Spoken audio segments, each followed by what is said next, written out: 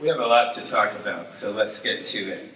I like this metaphor of Frankenstein's children because I think the 1818 novel by a young girl, really, named Mary Shelley, has provided the root metaphor for our relationship to technology.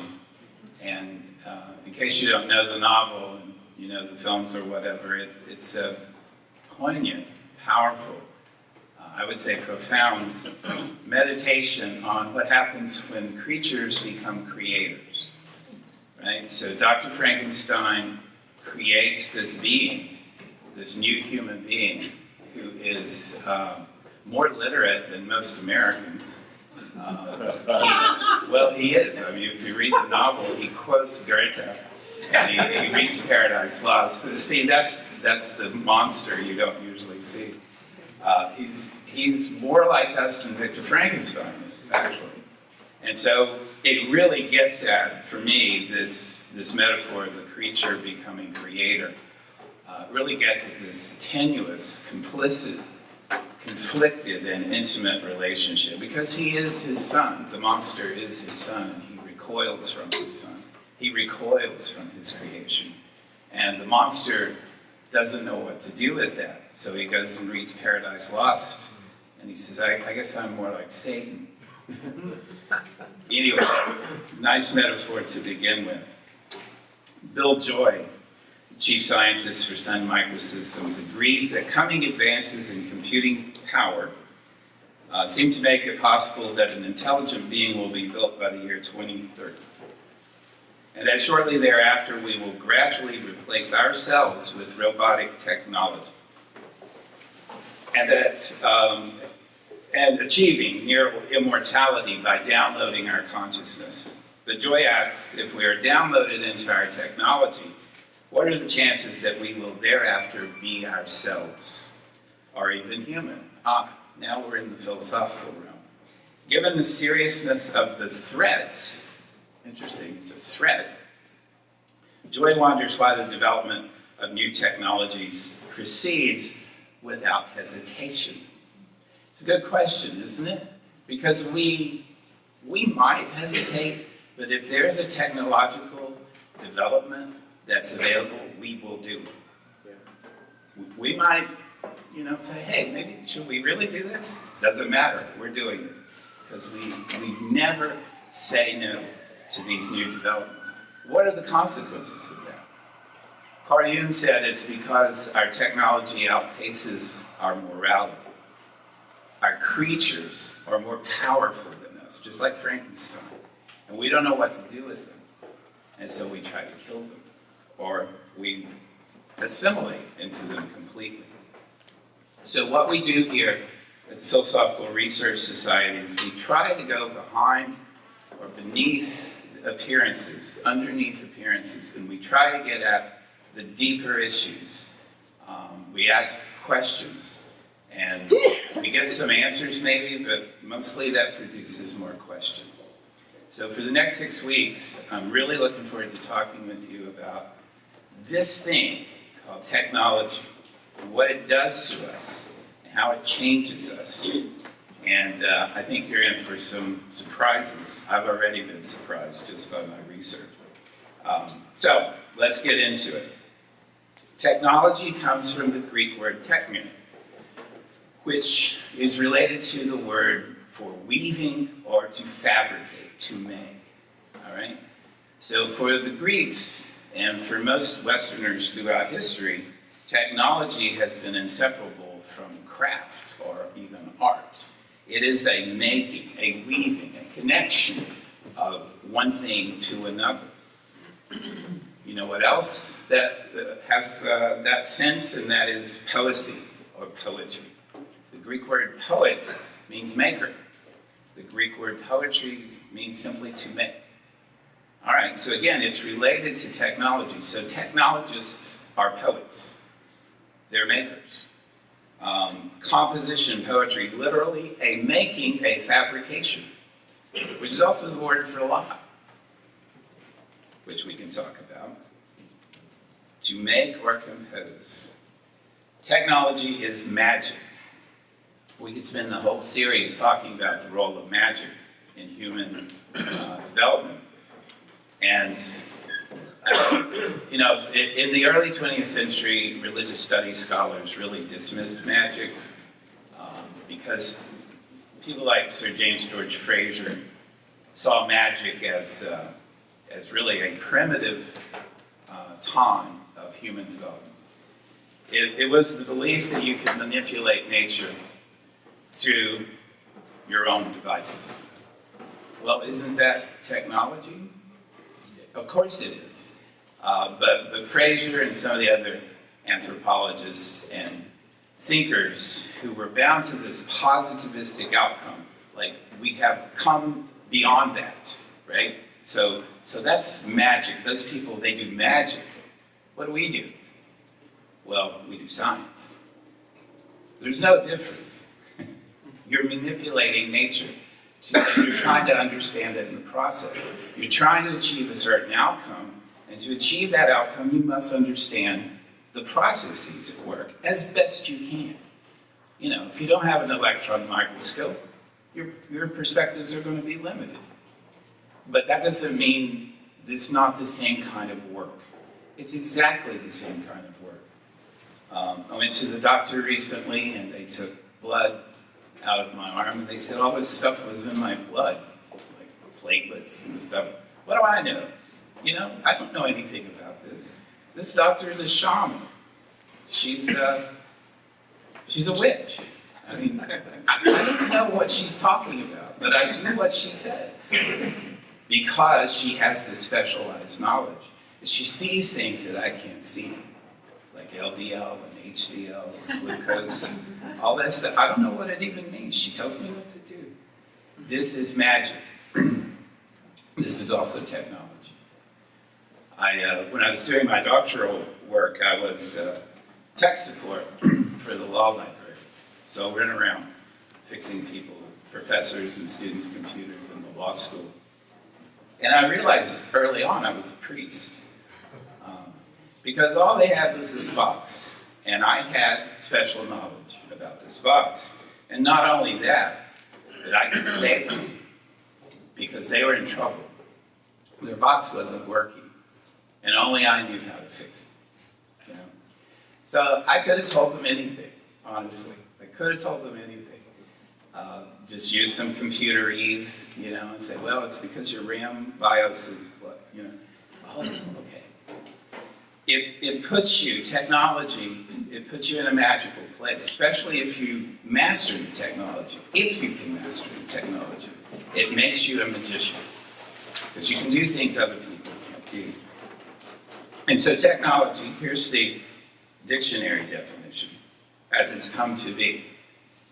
The application of scientific knowledge for practical purposes, especially in industry, advances in computer technology, recycling technology, etc. So I wanted to start here because right off the bat, when we think of technology, we should think of techne if we want to get behind the issue, beneath the superficial issues. We need to think techne. And actually, people have been thinking techne for a long time. And we have actually great stories and fascinating concepts about techne, about this practice of manipulating the world to our own ends. Now, our most powerful technology is writing. I'm using it right now. There's a great story in the Phaedrus about King Thamus and Tut from Egypt. It goes like this. The Egyptian god, says to Thamus, the king, this tool, these things I have for you, these technologies, these techniques, I have things that will make you wiser and make life easier for you. And I will give you better memories. And Thamus, the king, the god king, says, oh, ingenious toad, the parent or inventor of an art is not always the best judge of the utility or inutility of his own inventions to the users of them. Okay? Are you listening, Mark Zuckerberg? The parent or inventor of an art is not always the best judge of the utility or inutility of his inventions. And in this instance of writing, you are the father who are the father of letters from a paternal love of your own children have been led to attribute to them a quality which they cannot have. For this discovery of yours, writing, will create forgetfulness in the learner's souls because they will not use their memories. They will trust to the external written characters and not remember of themselves. The specific which you've discovered is not an aid to memory, but to reminiscence. Not to memory, but to reminiscence. And you give your disciples not truth, but the semblance of truth. They will be hearers of many things and will have learned none. They will appear to be omniscient and will generally know nothing. They will be tiresome company, having the show of wisdom without the reality. So that's 2,500 years ago. Right? Talking about our most useful technology, which is writing. And this is the genius and the danger of technology, is we use it without knowing how it uses us. So writing, for example, and Thamas mentions this, is objective. I had a whole doctoral seminar on writing and its effects on the human psyche, which I will not inflict upon you tonight. But it is incredibly powerful. It's like the most important seminar I've ever had, I think. Because what happens when speech becomes objective is huge. It's enormous. The psychic and other changes that come from that. When communication becomes an object, it's a thing. It's outside of you. In oral cultures, before writing, all communication was within you. And to communicate, you had to have someone next to you, right? And so it was a deeply human, intimate thing, communication. And a lot of the world's mythologies talk about words as made of breath, you know? Well, breath is your life, you know? The coming and going of breath is your life. And at the same time, there's this sense of the beauty of the impermanence of words. The beauty of the impermanence of words, right? Because you say something, and it's there and it's gone. It makes it more precious. That makes profound sayings something you want to treasure and keep. Or it makes, basic stuff something you want to treasure and keep. Do you know there's a spring on the north side of the mesa past the river there? There's a spring, a fresh spring. That's important information in an oral culture. And you provide that information through words that appear and disappear. They're made of breath. Right? What happens in that kind of culture is that memory is everything. If you forget something, it's gone. I don't mean metaphorically. I mean it's gone. And people in oral cultures, from the ancient Hebrews to indigenous people to all over, they know this. And so what is the medium that you need to keep information? Not just information about where the spring is by the mesa, but information about how to live. It has to be encapsulated in stories. And the better the story, the better the memory, right? And so in oral cultures, storytelling is, from literate cultures, we look back and we think, oh, that's nice. It's not nice, it's life. Without those stories, you die. You literally die, and whole cultures did. Because the stories were gone. And what killed many of those cultures or decimated them? Writing. Why? Because writing puts that intimate, personal, deeply human technology into an object outside of you. And this leads to all kinds of things. Again, I said I wasn't going to inflict the seminar on you, but when something becomes outside of you, it's not inside of you. What does that mean? It means, first of all, that it's available to other people. There it is. There's your letter. You know, okay. We all can read it. Anybody, in fact, we can pick it up and take it across the ocean, and someone else can read it. It's a fascinating, brilliant, powerful technology. But it comes with a cost, like all technology. It comes with a cost. And the cost was, among other things, the loss, or not the loss, but the transformation of subjectivity, which was, frankly, communal. The subjectivity was not individualistic, like we're used to. It was communal. You know why? Very simply. Like we saw in the definitions, practicality. I have to be here for you to hear me. You have to be near me. With writing, however, we don't have to ever see each other.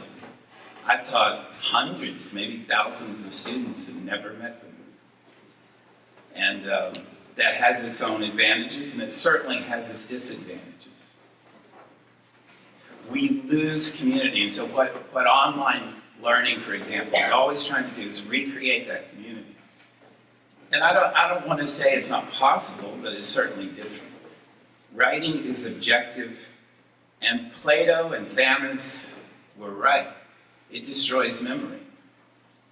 It's great, right? It's great to make lists and to have lists and say, okay, there's my thing. It's outside of you. You don't have to hold it in your mind because you're holding it in your hand. Okay. That means I don't have to memorize it. Again, when the ancient Hebrews got the Torah, they were told to pass this down. Paradoson is the Greek word. They were told to pass it down. And they did with remarkable fidelity to their descendants.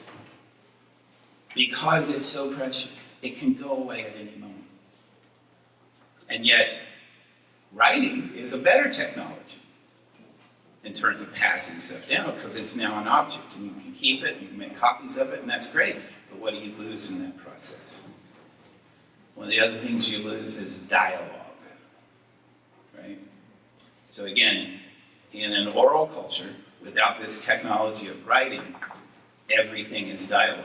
It's no wonder that Plato wrote dialogues, and he saw dialogue as the way to truth. He called it dialectic, but it's basically dialogue. And the irony, of course, is that Plato was the one who was against writing. He didn't want poets in his republic for all kinds of reasons, but one of them was that, well, they were singing their poems, they weren't really writing it. But related to that is, he thought that writing and poetry and art were too involved with the appearances, the mode of becoming in the world, not the mode of being that is unchanging. And so he didn't want people to lose their memory, like he told in this story in the Phaedrus, the story from Egypt. How did he do that? He wrote it. Don't use writing, he wrote. And there it is the implicit paradox of technology. Don't use writing, he wrote. Because writing restructures consciousness. And I know that may sound like an exaggerated claim, but I think we can back it up. If you read Walter Ong's Orality and Literacy, he does a pretty good job of this. Other people have written about it. Writing restructures consciousness because I am now out of that communal context and I'm in a more solitary context. For example, right now most of you are looking at me and listening to me, thank you. But if I said, will you look up Plato's Phaedrus? You immediately go to your phones and you immediately become individuals. You are lost. You're looking down and you're looking onto the page. This is writing. It's solitary by nature. It's objective by nature. It's outside of you. I'll tell you one other thing and then I'll stop inflicting this seminar on you. Writing produces thought. You do not think rationally without writing. So, writing restructures consciousness? Yes. Almost any way that you can think of getting at truth, with a capital T and in quotation marks apparently, you do that because of writing. Let me tell you a story to illustrate that. It's a true story. There was an anthropologist in the early 20th century who was interested in this, and Milman Perry, is that his name? Anyway, he went to study these oral cultures in Siberia, which still existed there then. And he was interested in how oral peoples think, okay? And so he would give them what we would recognize as fairly simple thought exercises that we would immediately answer, that any grade school child would answer, and they were flummoxed by it, these oral cultures. He said, "Can you define a tree?" And they're like, "Dude, you don't know what a tree is?" See, he's asking for an abstraction. They don't have that, because writing is an abstraction. They are experiential. How can you not know what a tree is? Why are you asking me what a tree is? And my favorite one is they give them a syllogism. Syllogism is a three-part argument with the conclusion suppressed. You'll recognize it. So he says to them, in Nova Zembla, all the bears are white. There is a bear in Nova Zembla. What color is the bear? And the people say, I've never been to Nova Zembla. I don't know. No abstraction. Everything's grounded in experience. Everything. Right? So for the Plains tribes, this right now is the month of the popping trees. Because I don't know if you've ever been in the Plains in January, but it's freaking cold. And it gets so cold that the trees pop. You hear that? It's visceral. It's, dare I say, real? As opposed to January? What the hell's January? Some Roman god about something? I don't know. It's an abstraction versus experience. Here's what Ong says.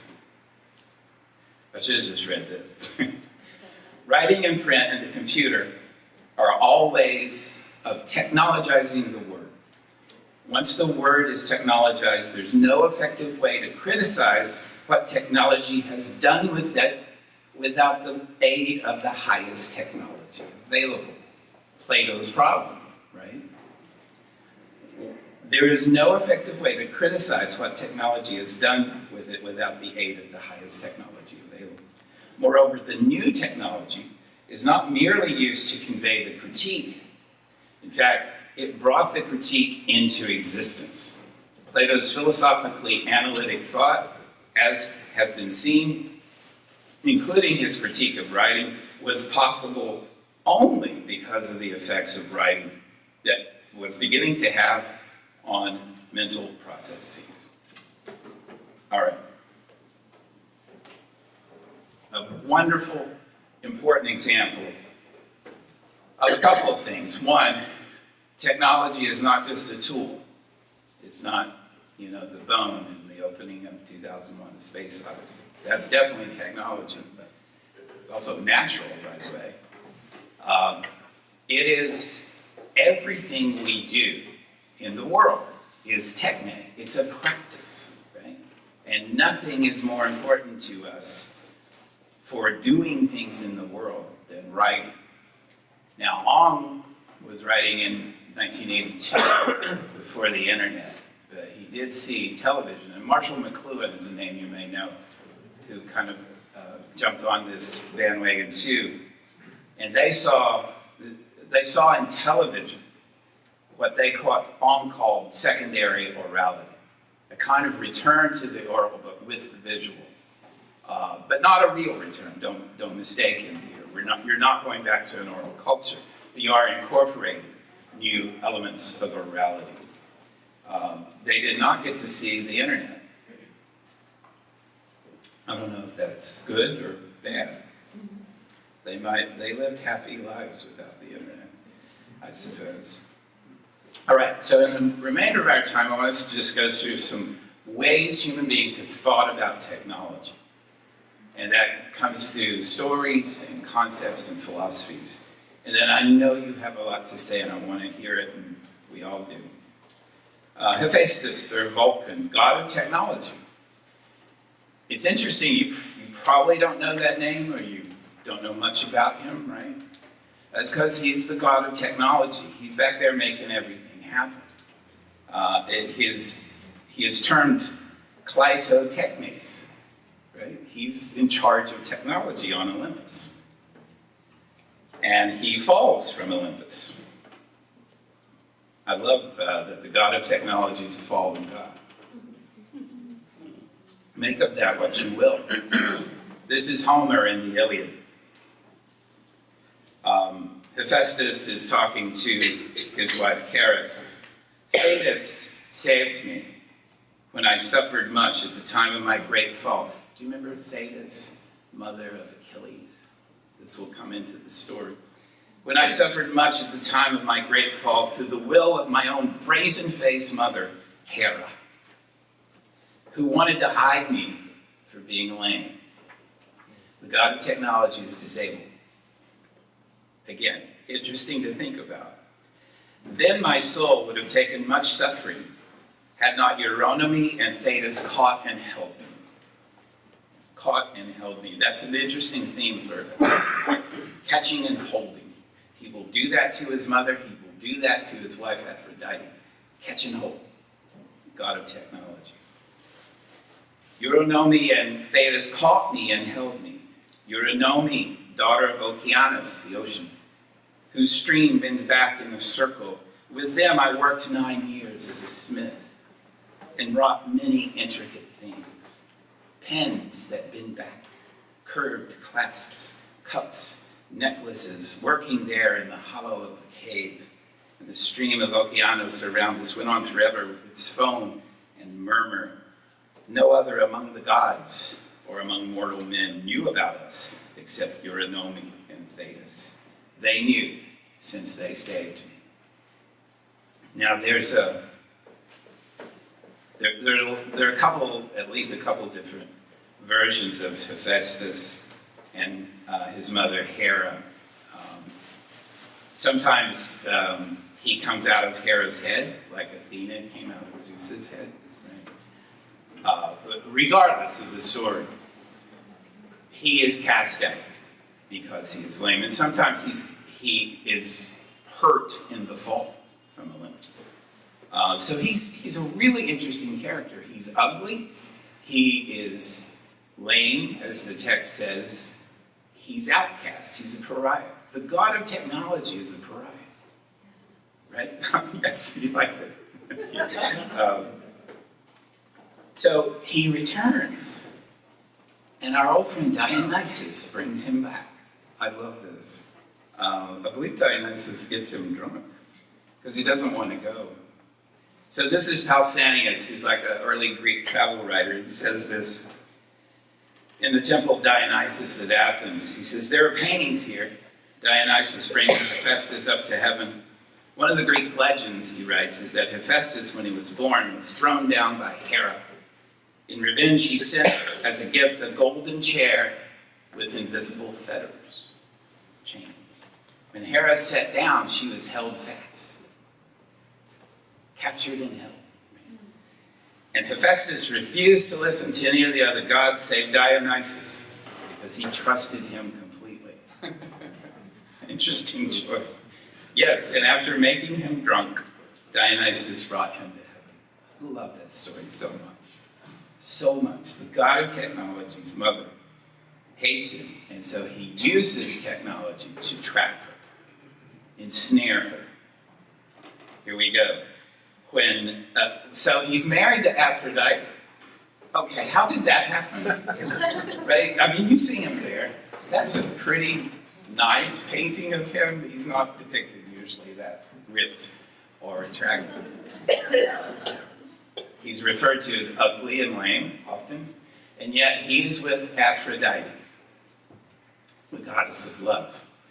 Well, as you might gather, Aphrodite cheats on him with Ares, or Mars. And what does he do? He creates a trap for them, for her. Here's the text from Pseudo-Hyginus. When Mars came, or Ares, came to the rendezvous with Aphrodite, he, together with her, fell into the snare made by Hephaestus, so that he could not extricate himself. And from their embrace, Harmonia was born. Harmonia? Really? And to her, Athena and Vulcan,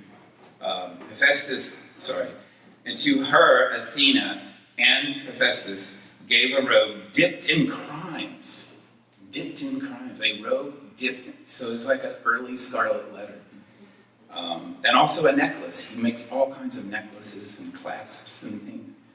Because of this, their descendants are clearly marked as ill-fated.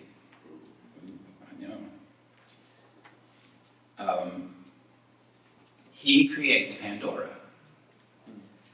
I know.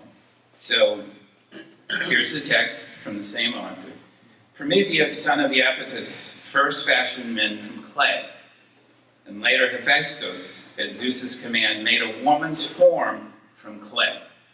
Athena gave it life, and the rest of the gods gave some other gift. And because of this, they named her Pandora. Pan, all, Dora, gift, all the gifts. She was given in marriage to Prometheus' brother, Epimetheus. We'll come back to that. Did you know he also forges the shield of Achilles? Remember, they share. Thetis is Hephaestus' kind of foster mother. Thetis is Achilles' mother, an ocean nymph. And when Achilles returns from the underworld and is ready to fight, when he gets out of his tent after the deaths of Patroclus and he's ready to fight, he needs a shield. And so Athena asked Hephaestus to make the shield of Achilles, which is a great symbol for Greek culture. And of course, he's victorious in it with it. Here it is from Homer. Hephaestus took up this is what I wanted to get to, that's why I'm jumping ahead. Did you know that Hephaestus created robots? This is in the mythology.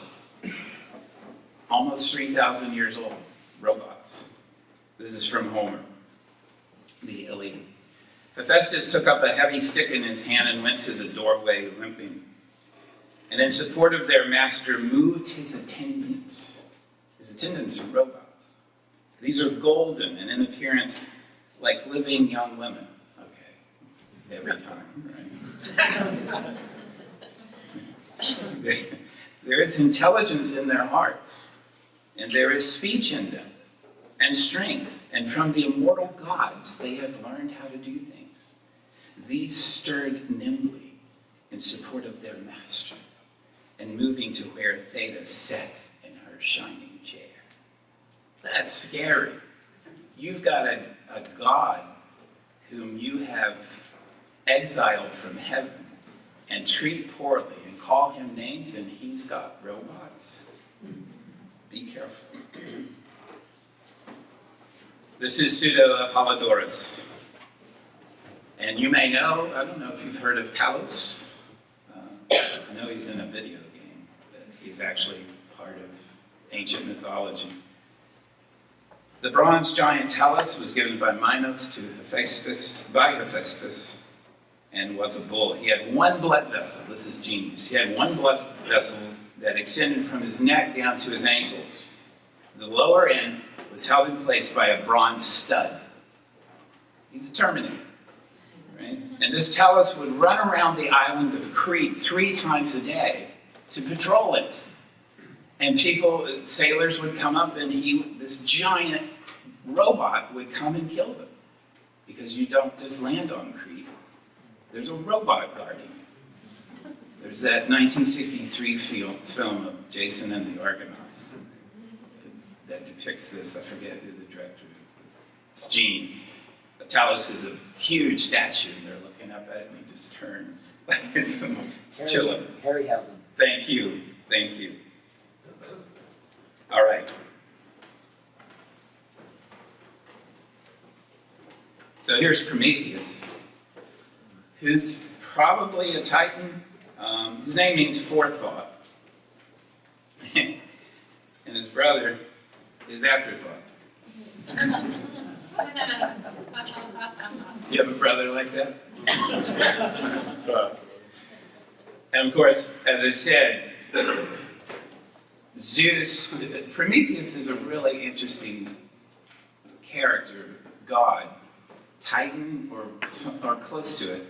At least his father was a Titan.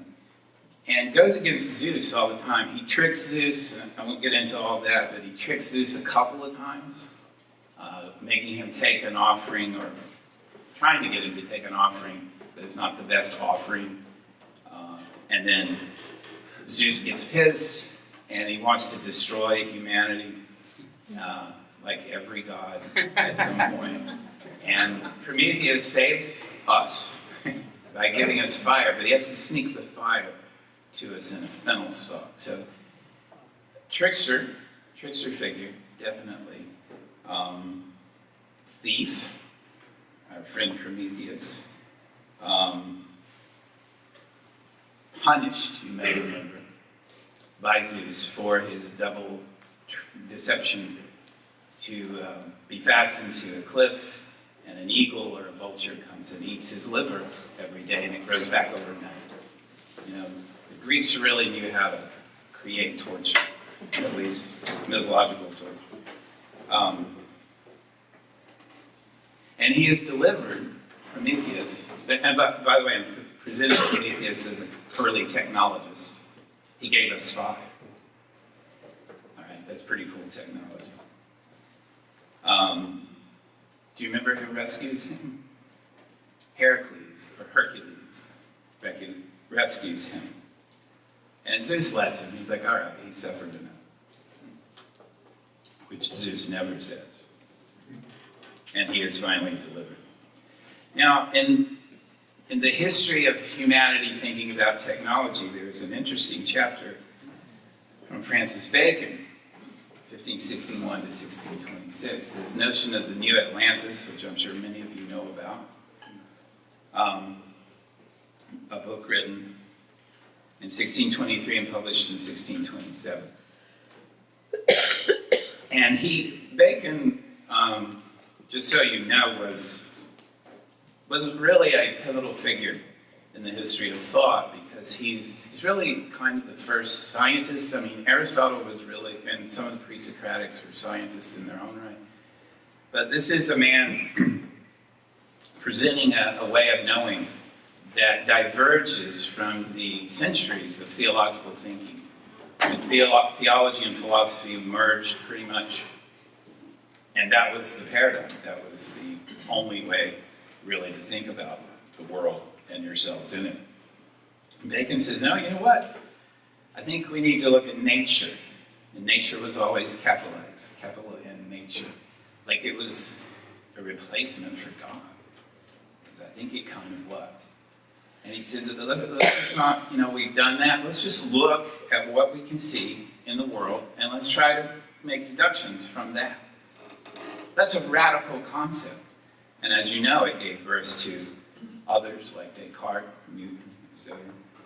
Well, Bacon has this really interesting technological imagination. He has, in New Atlantis, there is something called Solomon's House. And Bacon writes, the end of our foundation is the knowledge of causes and the secret motions of things, and the enlarging of the bounds of human empire to the effecting of all things possible. Now notice those moves there. That's brilliant. The moves is we want to understand causes and the secret motions of things, right? So the secret motions, okay, I see something happening in the world and this happens and then this happens. Are these things connected? I don't know. They're not obviously connected. Maybe there are secret motions at work. And indeed there are. Right? Atoms, gravity, stuff that he didn't think about. And the enlarging of the bounds of the human empire to the affecting of all things possible. This is the technological dream. Is to go from the savannah where you huddle at night by a fire, maybe, or maybe you don't build a fire because you don't want to be eaten by a tiger or whatever, to affecting all things, right? From being a victim to being the victor, actually. So at Solomon's house, knowledge is power. And he imagines technologists, we would call them technologists, he imagines these people who have invented new things going around to all the villages. They live in Solomon's house, but they go around and explain to them how to use various things that they have created and how it improves their lives. And so there's a hint of utopia here, of course. And so technology, this begins a theme. Technology as philosophy, as a way of knowing, okay? So I think this is what I mean by getting deeper into this subject. Technology as philosophy, as a way of knowing. I think most of the discourse I read about technology is necessarily superficial. It's about how we use things, or maybe how they use us. But we don't think of technology as a way of being human, which it is. And you know what? It always has been. From the beginning, we've tried to manipulate our surroundings just to survive. And the things we use to do that, whether it's language or ideas or axes or fire or language, like I said, we are technologists from the very beginning. And to think that things are new and haven't been this way, I think that disempowers us in regard to technology. I think we feel in awe of an iPhone, and we should be. It's pretty awesome. It's just another item in a long line of innovations for humanity that have helped us manage and orient ourselves in the world. Technology is a philosophy. And you'll see I'm skipping great amounts of time here, because there's not that much writing or thinking about technology outside of mythology, which interestingly seems to have it quite a bit, and Plato in regard to writing, Aristotle in some ways. There's not much until Francis Bacon. There's some Islamic scholars who write about technology, because the Islamic Golden Age was one of technology, by the way.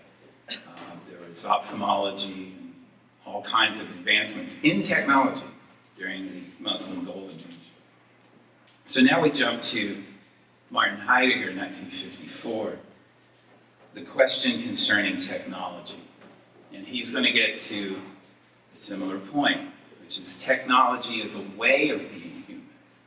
It's a way of being human, or it's a human way, I guess. So the dichotomy of humanity and technology doesn't hold up the deeper you go. Heidegger says this: thus we shall never experience our relationship to the essence of technology so long as we merely conceive and push forward the technological, put up with it, or evade it.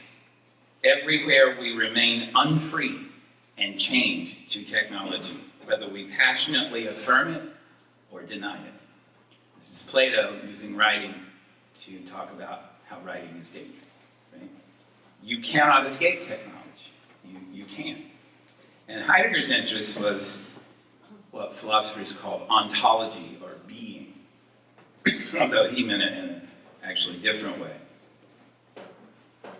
Writing when he did in the 20th century, he was exhausted with traditional philosophy and their attempts to build systems and create truth. What he wanted instead was to get at the essence of things, the being, the actual thing itself, right? Not some patina of language or concepts about the thing, just being itself. And so he says the essence or being of technology is by no means technological. It can't be, right? Because technology is just a thing. It's a practice in the world. So something must be informing that practice, right? And this is philosophy and technology. So I don't want to get too much in the weeds here with Heidegger, because you can get lost really easily. But basically, this is starting to sound familiar, I would think. We've seen it in the mythological stories. We've seen it in the etymology of the words, in fact. Technology is both instrumental, it's a thing we use to get something done, but it's also anthropological. It's about us. Not only did we create it, it returns the favor. Right? It shapes us. Remember, writing restructures consciousness, technology restructures humanity. He's talking again about poesis, about the making. Heidegger, I think this is very interesting and cool. Heidegger had lost all patience with the Western tradition in philosophy, but he did see, as I do, in the pre-Socratics, some early wisdom that got lost as we moved into Plato. So he does love the pre-Socratics, and that sense of how the world is made, meaning how it comes into being. And he gets into this, again, I'm sorry to get into too much of this specifics, but he's interested in truth, as a philosopher should be, but truth, you know the word truth, aletheia, see it there in Greek? Do you recognize a word there? Lethe. The river Lethe, which is the river of forgetfulness. So truth means to not forget. Interesting, right? Especially coming out of an oral culture. Truth is what you remember. What you remember. And so Heidegger is interested in that truth that has an essence and has always been there, but is hidden and can't be seen. But it reveals itself. It reveals it. It's an unveiling, and that's ultimately what aletheia means, to unveil, to not forget.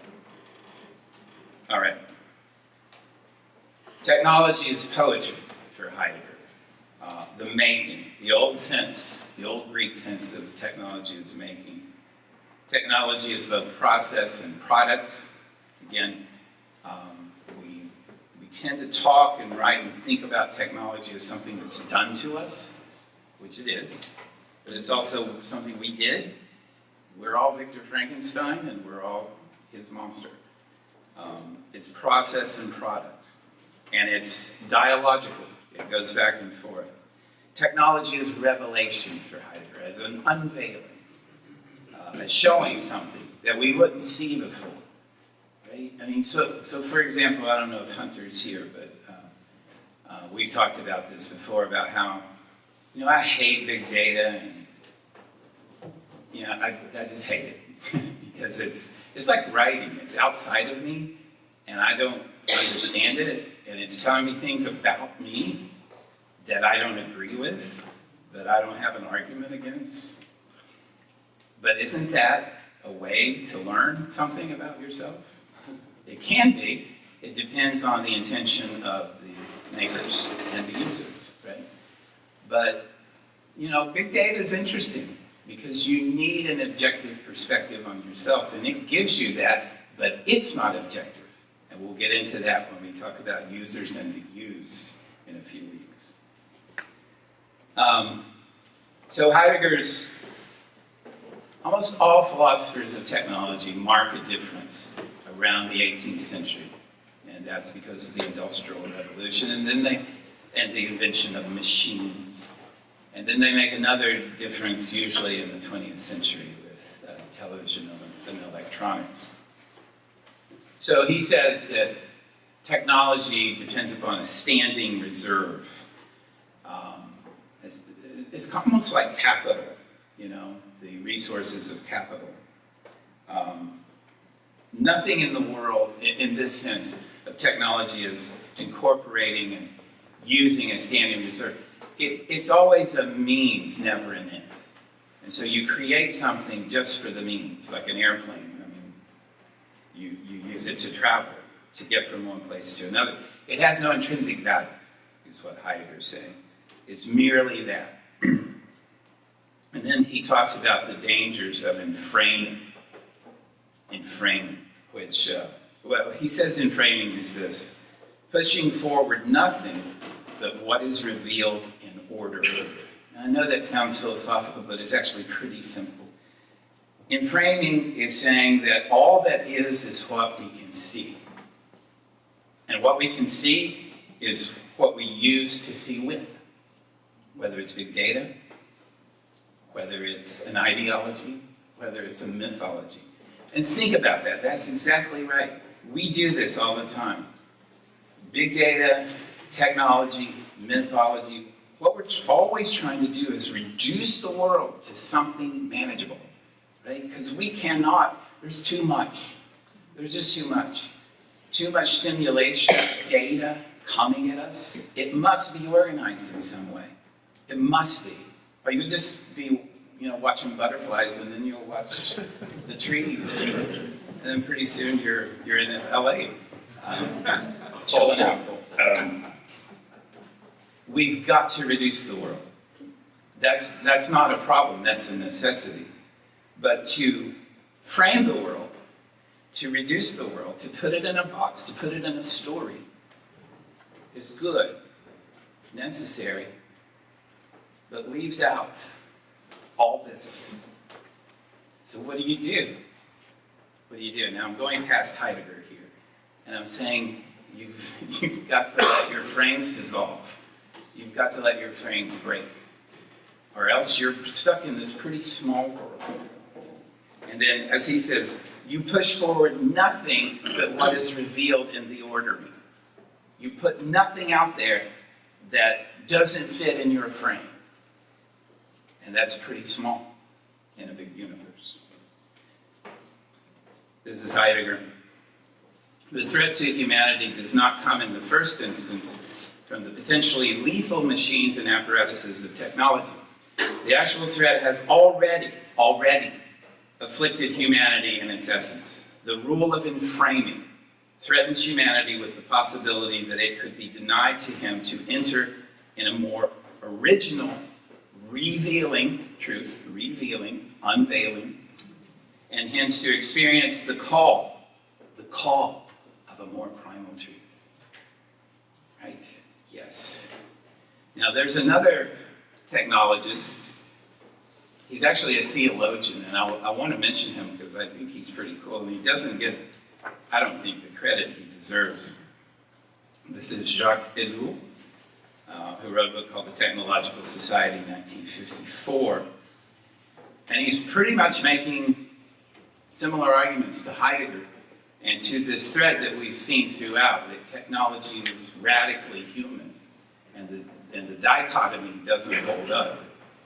And that technology is a product of philosophy, or a product of a worldview. And he writes about technique. Now, this has actually created a problem, one might say a technological problem for Ellul, in that the English translation did not pick up on the notion of technique, but on technology.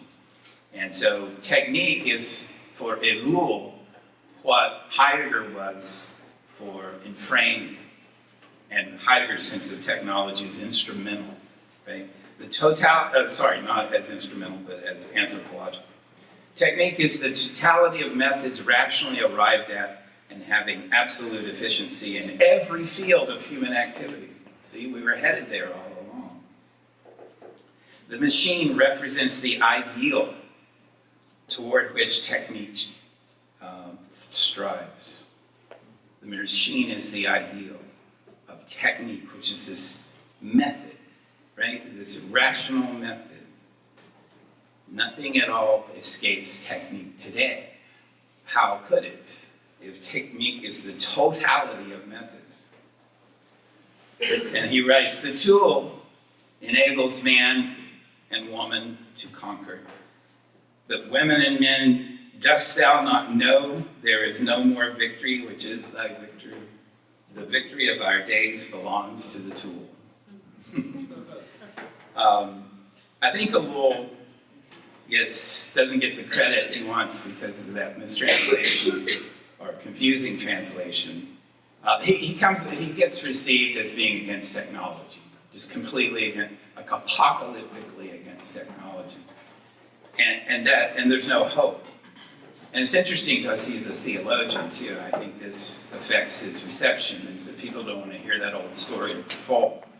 You know, we use these tools and it ends up killing us because we're so broken, we're so fragmented. So I wanted to give you his voice, just a few minutes of his voice in this documentary called, I forget what it's called.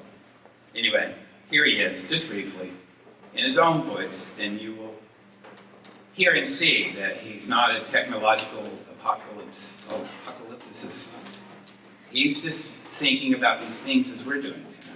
Nous sommes là en présence donc de nous demander si de la question est-ce qu'il y a vraiment un sens possible, mais la recherche du sens ne peut pas être une affaire purement intellectuelle. La recherche du sens implique une mise en question radicale de la vie moderne. Pour retrouver un sens, il faut mettre en question ce qui n'a pas de sens. Or, nous sommes entourés d'objets qui sont actifs, qui sont efficaces, etc., mais qui n'ont pas de sens. Alors, autant une œuvre d'art a un sens, ou plusieurs sens, ou provoque chez moi un sentiment, une émotion qui donne un sens à ma vie, autant le produit technique n'en a pas. Et d'autre part, nous sommes devant l'obligation de redécouvrir des vérités fondamentales que la technique efface, ou ce que l'on peut appeler des valeurs importantes, essentielles, pour que l'homme trouve que la vie vaut la peine d'être vécue. Autrement dit, c'est à partir du moment où je considère que la situation est vraiment dangereuse que je dois mettre en mouvement bien plus que des techniques, mais toutes mes capacités intellectuelles, humaines, mes relations avec les autres, créer des mouvements, etc., etc. C'est-à-dire que c'est lorsque je pense qu'il y a le risque d'une fatalité, autrement dit, que les choses risquent de se développer comme un destin pour l'homme, et j'ai écrit que la technique finalement se développait comme une sorte de destin pour l'homme. C'est à ce moment-là que l'homme doit se révolter et refuser que ce soit un destin. Et à ce moment-là, nous retrouvons ce que l'humanité a toujours fait quand elle s'est trouvée en présence d'un destin. Il suffit de se rappeler de toutes les pièces de théâtre grecques où c'est en présence de la fatalité que l'homme se dresse en disant non, je veux aussi que l'humanité existe et je veux que la liberté existe. À ce moment-là, alors, il faut espérer non pas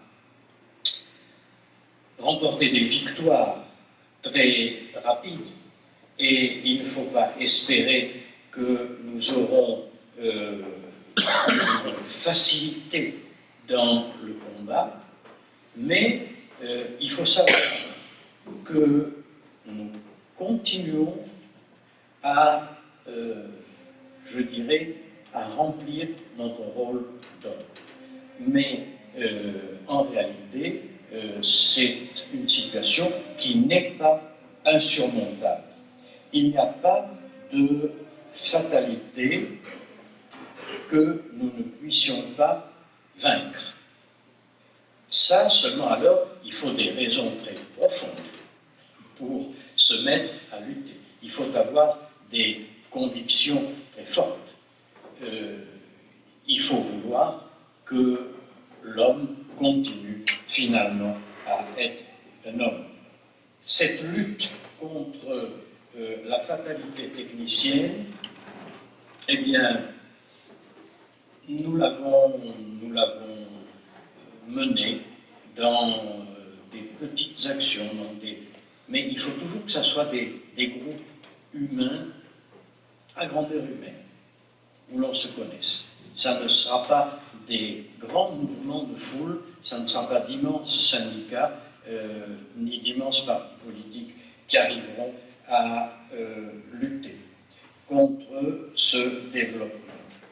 Alors, ce que je viens de dire, ce n'est pas très efficace, bien sûr. Si nous luttons contre des choses parce qu'elles sont trop efficaces, nous ne pouvons pas jouer à être plus efficaces. Ça ne sera pas immédiatement très efficace. Mais il faut espérer que l'homme ne meurt pas et se transmet de génération en génération des vérités.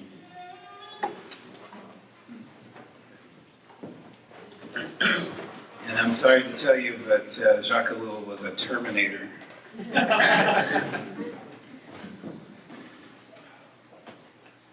And my laptop is running out of power. All right, so what does it mean to be Frankenstein's children? It means to see in our history technology as a reflection of nature. We were doing what nature does. That's how we acted in the world. We were replicating nature. We tried to do the things that nature did. And then we learned that we could do things better than nature did. And then now, technology has created a new nature, a new world, a new sense of being that we must encounter. And I love so many things of what Ellul said, but one of them, well, a couple of them was right at the end. You can't try to be efficient because technology has already won that game. You must be inefficient. That means you must be slow. And the second thing is that it's small groups. It's going to be small groups of people gathered together, not big movements, but small groups of people, which is a call back to orality and to the nature of storytelling. And I wanted, before we get, because I know you have so much to say, by the way, that's a painting produced by AI, which is terrible, but okay. I wanted you to know what else we're going to be talking about over the next few weeks. Next week is facts and fake news, truth in the digital age. It's time we talked about this, maybe past time. An appetite for power, users and the used. My favorite title ever, maybe. Eros Ex Machina, love in the time of the internet. Technology and transcendence, the seeker in the digital age. And then finally, fearful symmetries, being human in a post-human world. Thank you for your attention. I can't wait to hear